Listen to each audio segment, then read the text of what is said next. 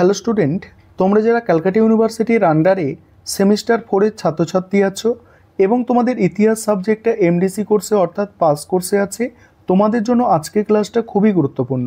আজকের ক্লাসে তোমাদের সিসি 4 পেপারের মক টেস্টের প্রশ্নপত্র নিয়ে আলোচনা করব।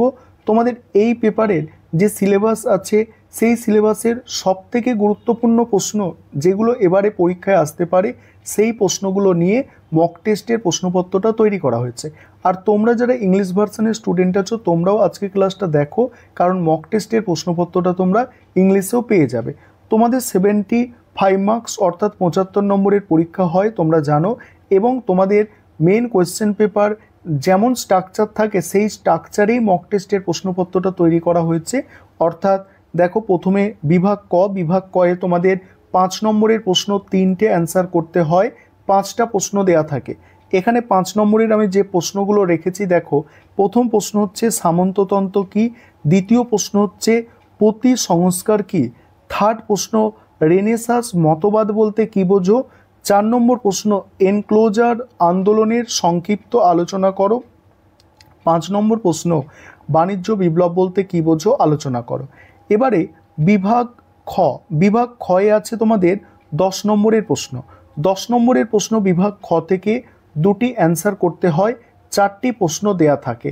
এই বিভাগ খয়ের প্রশ্নগুলো আমি আলোচনা করব। তার আগে যে বিষয়টা তোমাদের বলার আছে, তোমাদের জন্য অনলাইন কোচিং ক্লাস চলছে।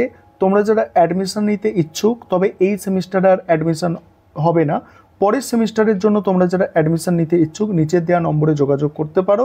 এবং তোমরা যারা এই সেমিস্টারের স্টাডি মেটেরিয়াল পারচেস করতে চাইছো সেক্ষেত্রেও তোমরা এই নম্বরে যোগাযোগ করতে পারো। এবারে তোমরা বিভাগ ক্ষয়ের প্রশ্নগুলো দেখো। এখানে প্রথম প্রশ্ন বাণিজ্য বিপ্লবের কারণ ও ফলাফল বিশ্লেষণ করো। দ্বিতীয় প্রশ্ন ধর্ম সংস্কার আন্দোলনে মার্টিন লুথারের অবদান আলোচনা করো। 3 নম্বর প্রশ্ন জন ক্যালভিন ও ক্যালভিনবাদের বিশ্লেষণ করো। পরের প্রশ্ন রেনেসাঁস মতবাদের বৈশিষ্ট্য ব্যাখ্যা করো। এবার বিভাগ গয়ে দেখো 20 নম্বরের প্রশ্ন, 2টো অ্যান্সার করতে হয়, 4টে দেয়া থাকে। প্রথম প্রশ্ন ইউরোপের সামন্ততন্ত্র থেকে পুঁজিবাদের রূপান্তরের তত্ত্ব ও সমস্যা ব্যাখ্যা করো। সেকেন্ড প্রশ্ন এখানে ইতালির রেনেসাঁসে শিল্প, শিক্ষা ও রাজনৈতিক চিন্তার ওপর প্রভাব বিশ্লেষণ করো। পরের প্রশ্ন প্রোটেস্ট্যান্ট আন্দোলনের উৎপত্তি ও প্রভাব বিশ্লেষণ করো। তারপরে আছে কৃষি বিপ্লব ও এনক্লোজার আন্দোলনের তাৎপর্য বিশ্লেষণ করো। এই হচ্ছে তোমাদের মক টেস্টের কোয়েশ্চেন পেপার।